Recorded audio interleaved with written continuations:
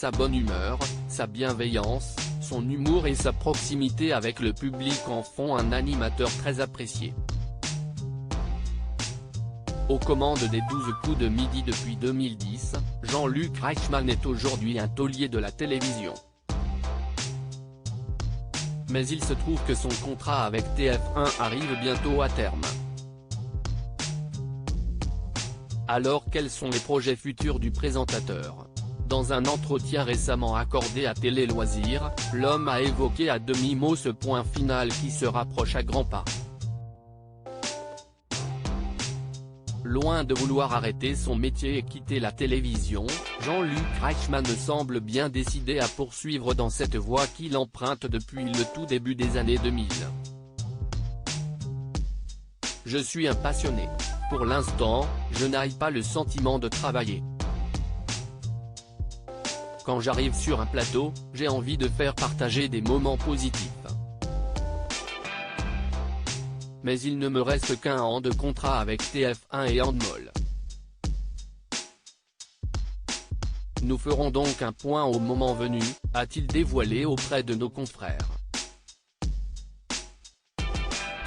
En attendant, celui qui a vu son dernier grand champion, Stéphane, être éliminé après 153 participations, compte bien continuer à répandre bonne humeur et culture auprès des téléspectateurs.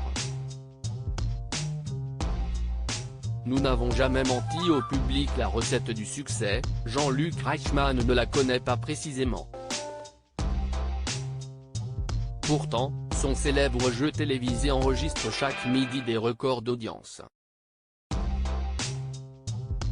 Des résultats dont il n'est pas peu fier. Je trouve ça incroyable que nous fassions plus d'audience que certains prime time. Je pense que cette émission est devenue un repère pour les gens. Elle se veut sérieuse tout en étant divertissante. Nous avons créé un rendez-vous mêlant bonne humeur, culture et bienveillance. Nous n'avons jamais menti au public, jamais. Je pense que c'est ce qui les a fidélisés, a-t-il expliqué avec passion. À noter que Jean-Luc Reichmann n'est pas simplement animateur de télévision. En effet, depuis 2013, il campe le rôle du commandant Léo Mattei dans la série TF1 du même nom. Une autre corde à son arc qui lui permettra très probablement de continuer sans mal sa carrière à la télévision.